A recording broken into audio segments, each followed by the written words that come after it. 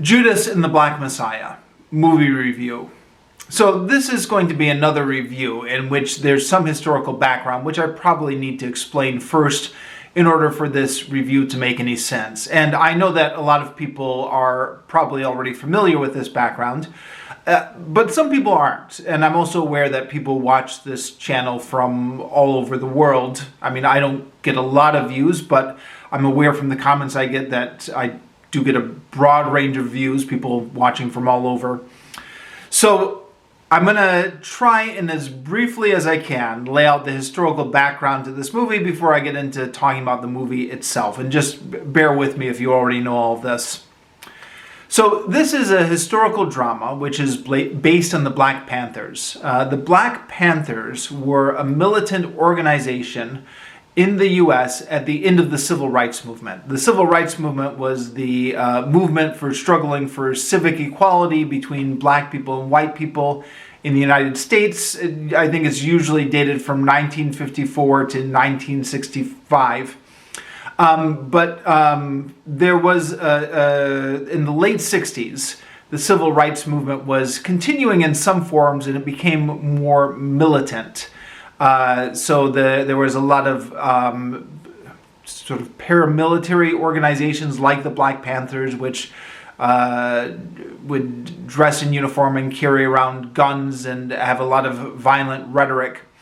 Now they said that they were an organization for self-defense. I believe the full title was the Black Panther Party for Self-Defense.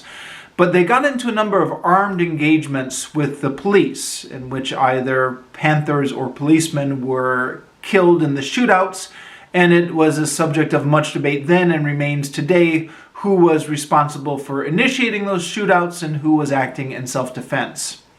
There were various chapters of the Black Panther Party, but there was one in Chicago in which there was a very charismatic figure named Fred Hampton, who was only 21, but had a gift for oratory and was attracting a following and was becoming a prominent figure. He was killed during a raid on his house by the Chicago police, and it looks like this was a premeditated murder. Now, somebody correct me if I'm wrong, but I believe that we don't know exactly who ordered the murder. But this is what we do know. There was an FBI informant, William O'Neill, who had infiltrated the Panthers and Fred Hampton's circle. He supplied the FBI with a map of the apartment and a layout, who was sleeping where the guns were. FBI gave that to the Chicago Police Department. Chicago Police Department showed up and he essentially just shot everybody in cold blood. Now afterwards they claimed, as they always do, that they were shooting in self-defense and that the Panthers had fired on them first. But the forensic analysis was pretty overwhelmingly proved that almost all the bullets came from the police. It was like 100 bullets fired by the Chicago police, 1 bullet fired by the Panthers, which was probably just, it was shot up into the ceiling, was somebody's death spasm as they got shot in the hail of bullets from the Chicago Police Department.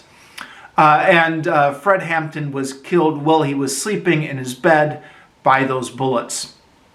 So we don't know if the FBI had ordered Fred Hampton's assassination or if the FBI had simply supplied the information and the Chicago Police Department on their own initiative decided to murder Fred Hampton. But one way or the other, Fred Hampton was murdered in his bed with the collusion of the FBI and the Chicago Police Department. The Black Panther Party held tours of the house in which Fred Hampton was killed, in which they were able to show everyone exactly what the house looked like and all the bullet holes from the police, and it was pretty evident to anybody who saw it what had actually happened. So that's the historical incident which this movie is seeking to dramatize. It's in my experience, it's a piece of American history that you would not ordinarily hear about unless you traveled in radical circles, or you had an interest in radical history, or you had an interest in the 1960s or the Black Panthers. But if you were just the average Joe on the street who just, learned what they told you in history class, you would never know about this, because they never tell you about it in any kind of mainstream education.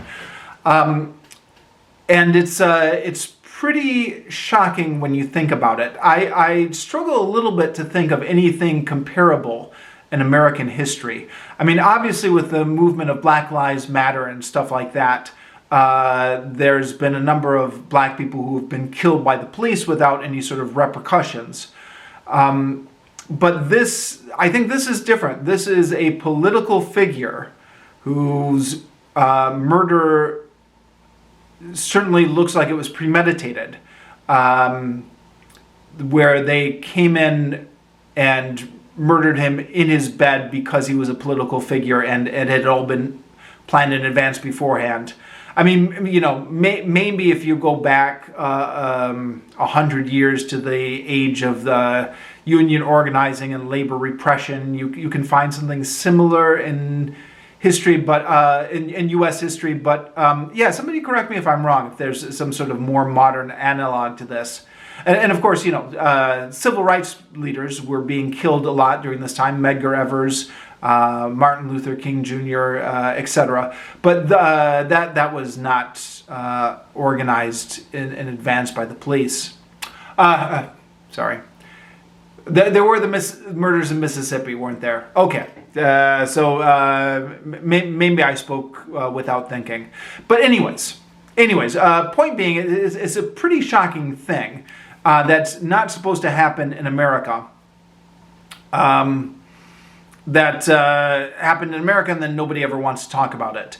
And so when this movie came out and it was dramatizing what had happened, I was very interested in seeing it. I had known about this historical incident since I was in high school, and I had done a report on the Black Panthers. So I guess I did learn about it in high school, but not in a class. I just learned about it because I was researching a report. It was also shown in a documentary, Eyes on the Prize, which was a documentary chronicling the civil rights movement, which was shown on PBS, the American Public Broadcasting Network. And they had two parts to this documentary. They had there was the Eyes on the Prize, which covered the what we normally think of as the civil rights movement up until 1965. But then they came out with a sequel, Eyes on the Prize 2, which covered the continuation of the civil rights movement into the late 1960s, when there was this more radical stuff going on. And I watched the whole series, parts 1 and 2, when I was in college. I had seen parts of part 1 when I was in high school, but I had not seen part 2.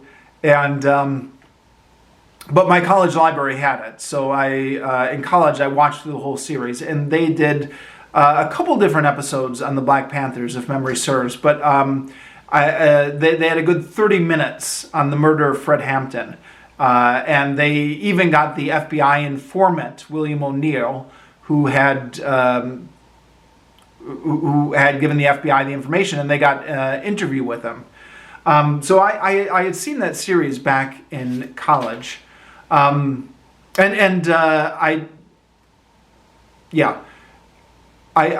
do realize that I said before that this is the kind of the assassination of Fred Hampton is something nobody ever tells you about when you're in American school. And now I'm saying that it was on PBS, which is the American Public Broadcasting Station. But, it like a lot of these things, it's out there, but it's not out there, if you know what I mean. So, it had aired in PBS in 1990. I'm not aware that it got a lot of, the series was rerun a lot. In fact, I think for several years, because of some sort of copyright issue, they couldn't show the series again. I did see it when it was my college library, but it was, buried in a corner of the college library. So, it's the information is out there, but most people don't know about it. So anyways, when I found out that this movie was coming out, I was very interested in seeing it. I was in Vietnam when it came out, and it was during the COVID lockdown in Vietnam when this was being released in the US, and when I was reading a lot about it on the internet. And there was a trailer that was on YouTube, which was a brilliant trailer, and I'll link to it in the description down below if you haven't seen it. It's, how they do these trailers, right? They take all the most dramatic moments in the movie and they put them together in a montage and they play dramatic music over it. And you know that you're being sold something that doesn't fully represent the movie because you're only seeing the most dramatic moments, but you're kind of sucked in all the same. This is a classic story of that, where the trailer was just really dynamite. And I watched and rewatched that trailer several times. I thought, wow, this looks like it's a really dramatic, high-energy movie. But I didn't get a chance to see it because I was out in Vietnam and there was no way to watch it legally. And Vietnam, unlike Cambodia, did not have a lot of DVDs for sale. People just use the internet in Vietnam, but I've never been comfortable pirating stuff on the internet.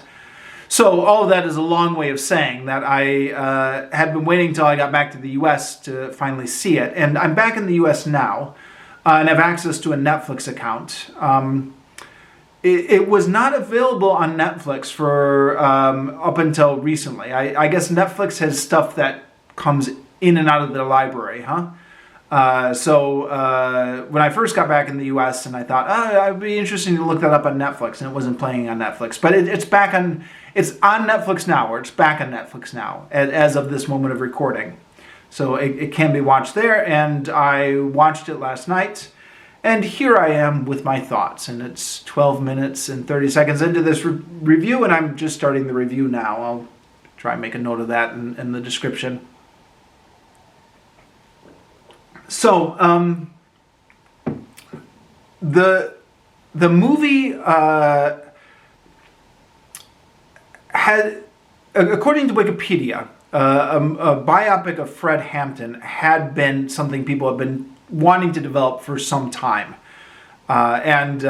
You can see why, right? So there's a lot of inherent drama in his story, but it's also the kind of thing that, most Americans don't know about, which arguably a lot of people should know about it, because, people should know that the government sometimes gets up to this stuff. I guess the question was how best to do it, because when you have a story about somebody whose story climaxes in them being assassinated, it's a little bit hard to do a triumphant arc around that, or just any kind of arc around that at all.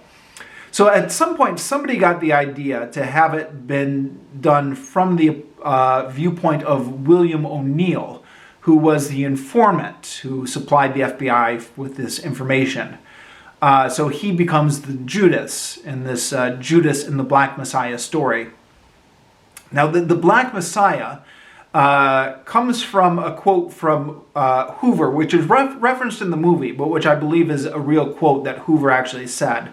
So during this time of black radicalization, when there are a lot of black people feeling frustration and wanting to be militant, Hoover apparently said, we have got to watch this very carefully and make sure that no Black Messiah ever comes up to unify all these groups.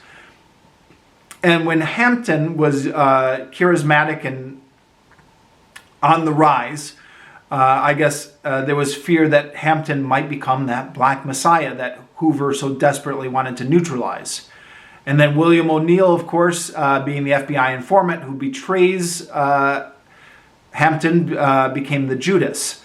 And then I didn't know this until I watched the movie, but William O'Neill actually got paid in cash. I mean, he was doing this because the FBI had him on other charges. He had been convicted of stealing a car and crossing state lines, and so he would have gone to jail if he hadn't agreed to work for the FBI. But he also got paid in cash. So you've got those images in the movie of them just slipping the envelopes of cash to him, or of him collecting the cash, and it's just so perfect an image for Judas, who is betraying this Black Messiah. So that's a really perfect image and symbolism that somebody thought up there. And then the other advantages of doing this from William O'Neill's standpoint is it makes this into kind of like a double agent type movie. One reviewer I read said the intent was to make a Black Panther version of The Departed. The Departed being that movie about having a secret agent and on the policeman's side, and the policeman going undercover with the gangsters. And it does lend itself to a lot of drama, and they play that up. So William O'Neill, who's being coerced into this role that he doesn't want to do, he is getting paid cash for it, but his the primary reason he's doing it is because he's forced to do it because the FBI has him on other charges. And then when he hears about how the Panthers have dealt with other informants that they've discovered, so I believe his name was Alex Rackley or something like that, who is referenced in the movie, who is a real historical case where he was found to be an informant by the Panthers, and they tortured and killed him. So he's hearing these stories about how the Alex Rackley got tortured, and it completely freaks him out, and he goes to his FBI handler and he says, I want out, I can't do this anymore. And that pressure of being a double agent in what essentially is almost like a war going on, that lends itself to some good drama. As has been pointed out by many other reviewers, they aged up the characters. So Fred Hampton was only 21 when he was killed.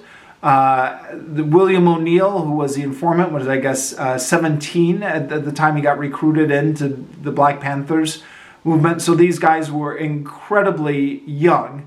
And they're played by actors who are in their early 30s, and I guess kind of look like they're in their early 30s. But the actors who play them are good. So I guess it's presumably they couldn't find somebody young enough with who had the talent to do the job that they wanted to. But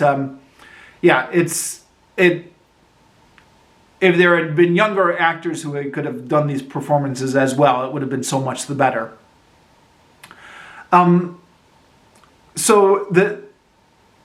William O'Neill is the main character, and I mentioned earlier that I had seen him in the documentary Eyes on the Prize ages ago when I watched it all back in the 90s when I was in college. So I didn't know this, but I didn't know this beforehand, but I guess that interview he had done for Eyes on the Prize was his first and only interview he had done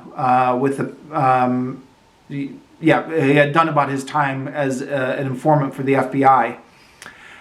And he had done the interview, and then when they aired the first episode of Eyes on the Prize 2, that same night he committed suicide. So when you see him doing the interview, you can see he looks a little bit nervous or a little bit uncomfortable.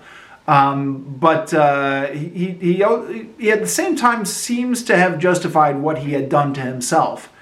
But then, there are obviously other demons that must have been going on there, because that was interesting. That was spoilers, by the way. But that was at the end of the movie. They revealed that information. So And they have the actual clips of him sitting down from that interview, which they put in different places throughout the movie. So you can see like the real William O'Neill giving clips, and that's giving talking and giving answers to some questions, and that's those that are interspersed throughout the movie, where you're also watching an actor portraying William O'Neill. So all of that makes for some interesting drama, and it's an interesting way to get at the story. Depending on how you look at this, maybe they cheat a little bit, because they also have some parts of the movie from the viewpoint of Fred Hampton and from Fred Hampton's girlfriend. So Fred Hampton's girlfriend was pregnant with his child, lying in bed with him at the time he got killed by the Chicago Police Department. So that's a story as well.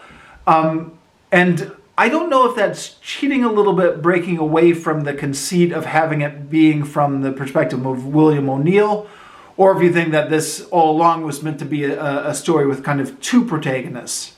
After all, it's not just Judas. It is Judas and the Black Messiah. So we're following both of their viewpoints throughout this. The movie, as with, I guess, all Hollywood historical dramas, has some things which are straight out of history, and some things which are compressed for time or simplified, and some things which are just not true at all. Again, as with all of these movies, it's somewhat of a judgment call about how much is fair to deviate from the truth and how much they have stuck to the original story. So as you're watching the movie, I mentioned before I had been familiar with the incident, but I was watching the movie and I'm like, oh wow, I didn't know that. Oh wow, I didn't know that. And then you go and look it up later. And some of the stuff that I was really surprised by, it turns out I was surprised by it because it never happened. It was just made up for the movie for whatever dramatic or artistic purpose. And some of it looks like it had really happened.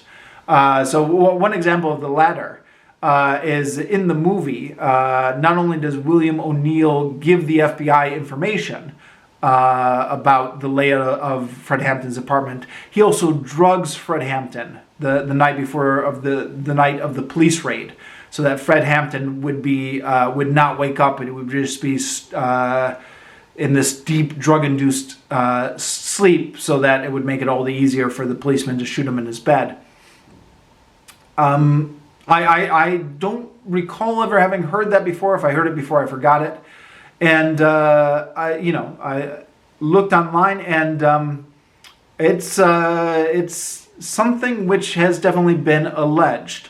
William O'Neill apparently denied it, that he had ever drugged Fred Hampton, but a lot of people said that Fred Hampton was drugged. Apparently there was one toxicology report after Fred Hampton's death that found a lot of barbiturates, or some sort of heavy drug in his blood.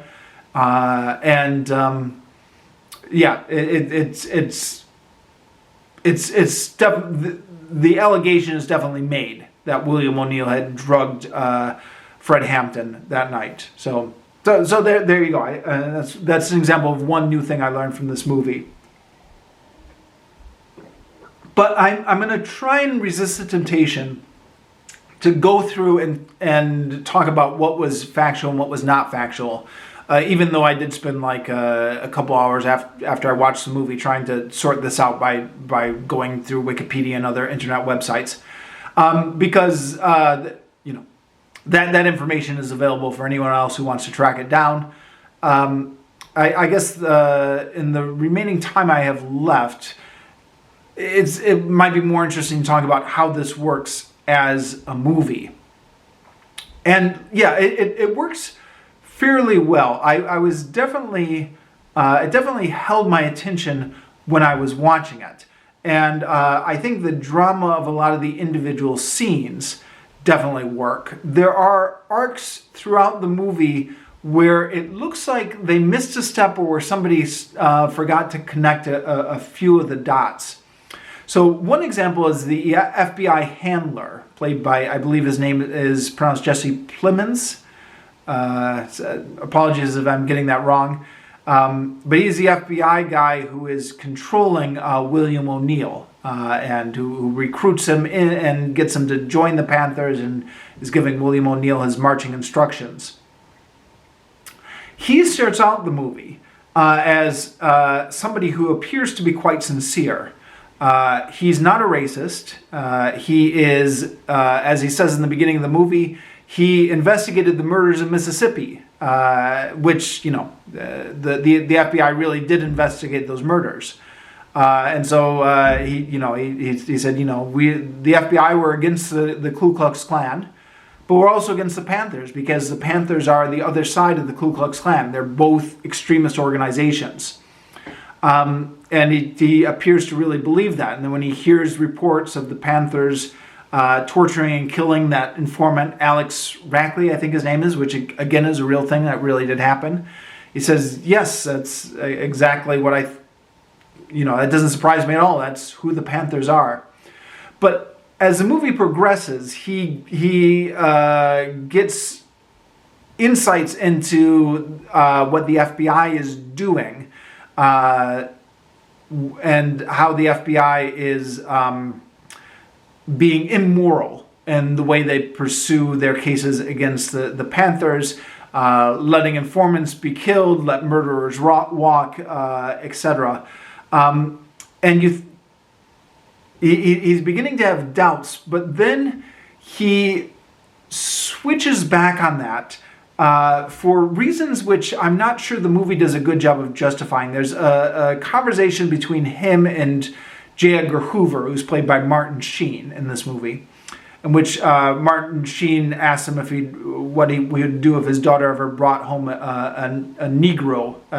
Apologies, that's the term they used in the movie. Brought a Negro boy home and tried to emphasize to him that this is a war for the preservation of our family.